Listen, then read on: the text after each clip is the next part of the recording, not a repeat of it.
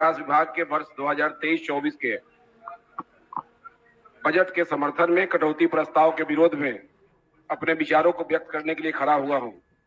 उपाध्यक्ष महोदय, बहुत सीनियर माननीय विधायकगण का बात सुनने का मौका मिलता है, सदन में सीखने का भी मौका मिलता है, लेकिन महसूस तो ये होता है कि जब एनडीए की गठबंधन वाली सरकार होती है, राज्य में एनडीए की गारंटी वाली सरकार होती है, तो बिहार विकास के पद पर अक्सर होता है। और जब जब महागठबंधन की सरकार बिहार में रही है, बिहार के लोग त्रस्त रहे हैं, सारी योजनाओं में लूट खसोट बढ़ता चला गया है। इस राज्य में हम लोग इस चीज को महसूस किए हैं। अध्यक्ष महोदय, क्या पता विपक्ष के लोगों को यह पता है कि नहीं है कि 2014 के पहले आवास योजना में मात्र 50,000 रुपया तक आप देते थे। 15 जून 2015 के बाद से इस देश में गरीबों को 1.5 लाख रुपया मिलना शुरू हुआ है। पहले आप गरीबों के आवास की चिंता नहीं करते थे, इसकी चिंता नरेंद्र मोदी जी की सरकार ने किया है। पूरे देश स्तर पे आप कैसे समझते थे कि 50,000 में गरीबों का घर बन जाएगा? लाठी के बल पर प्रखंड के कार्यालयों में आधा पैसा बांट लिया जाता था। नरेंद्र मोदी जी को चिंता थी, एनडीए की सरकार को चिंता थी, और हम लोगों ने निर्णय किया कि पैसा लाभुकों के खाते में जाएगा, और पूरे देश में आवास का पैसा लाभुकों के खाते में जाना शुरू हुआ। पहले तो प्रखंड कार्यालय में लाठी के बल पर बंटवारा होता था, आज लाभुक के खाते में पैसा जा रहा है। अध्यक्ष महोदय, माननीय मुख्यमंत्री जी ने 4 कदम आगे बढ़ के निर्णय किया कि बिहार में अगर प्रधानमंत्री आवास से वंचित जो लोग रह गए होंगे, वैसे लोगों को मुख्यमंत्री आवास योजना के अंतर्गत 1,20,000 रुपया दिया जाएगा, और वैसे लोगों को भी मुख्यमंत्री जी ने आवास उपलब्ध कराने का काम किया। एनडीए की सरकार ने जो छत बिछत आवास से, जर्जर आवास से, उसके मरम्मत के लिए 50,000 रुपया देने का निर्णय किया। 60,000 रुपया देने का, पहले 50,000 60,000 देने का था कि जिसके पास आवास नहीं होगा, जमीन नहीं होगा, आवास नहीं बनता होगा, 50,000 60,000 रुपया दिया जाएगा। एनडीए की सरकार ने उसको 1 लाख रुपया देने का निर्णय किया। कैसा गरीबों की बात आप करते हैं? आपको गरीबों के आवास की चिंता नहीं है, आपको गरीबों को लाभ पहुंचाने की चिंता नहीं है। ये मनरेगा के माध्यम से केंद्र की सरकार ने गरीबों को रोजगार उपलब्ध कराने का काम किया, और एक तरह की काम नहीं किया। जल संचय के मामले में, नहरों की खुदाई के मामलों में, तालाब के खुदाई के मामलों में, उतना ही नहीं, पार्कों के पंचायत स्तर पर निर्माण के मामले में, खेल के मैदान के विकास के मामले में भी हमारी सरकार ने चिंता किया है। आपको किसका चिंता रहा है? आपने कभी चिंता नहीं किया।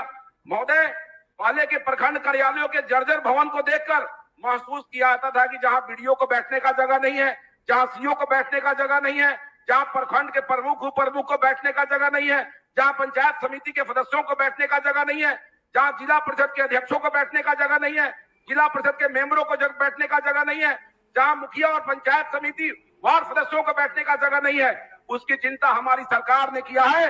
और जिला स्तर पर, जिला परिषदों में जिला स्तरीय संसाधन केंद्र का निर्माण हुआ, प्रखंड स्तर पे प्रखंड संसाधन केंद्र के लिए पैसा गया, और पंचायत स्तर पे पंचायत सरकार भवनों का निर्माण हुआ।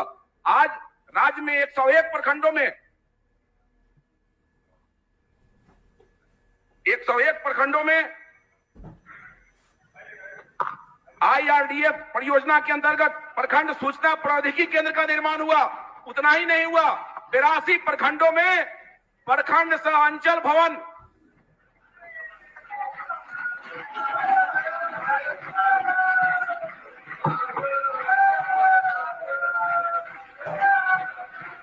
उपाध्यक्ष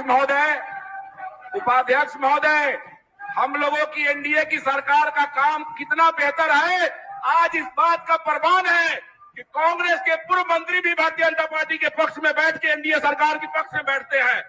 इससे बड़ा प्रमाण क्या हो सकता है? विपक्ष के लोगों को प्रमाण देने की जरूरत नहीं है, आईने की तरह यह दिखता है सदन में। उपाध्यक्ष महोदय, 82 प्रखंडों में प्रखंड सह अंचल कार्यालय सह आवासीय भवन का निर्माण हुआ। 101 जगह प्रखंड सूचना प्रौद्योगिकी केंद्र का निर्माण हुआ। अध्यक्ष महोदय, हमारी सरकार ने चिंता किया है, सभी प्रखंडों में आधार पंजीयन के लिए सेंटर खोले गए हैं। छूटे हुए जो लोग हैं वो प्रखंड स्तर पर जाके आधार में संशोधन करा सकते हैं, आधार कार्ड बनवा सकते हैं। अध्यक्ष महोदय, इनका किए हुए काम, इनके द्वारा जो काम है, इनकी जो कुरीति है, उसको समाप्त करने के लिए हमारी सरकार ने लगातार प्रयास किया है। अध्यक्ष महोदय, पहले पंचायतों में केवल एक पंचायत सचिव हुआ करते थे, पूरे पंचायत को चलाते थे। हमारी सरकार ने इसका चिंता किया।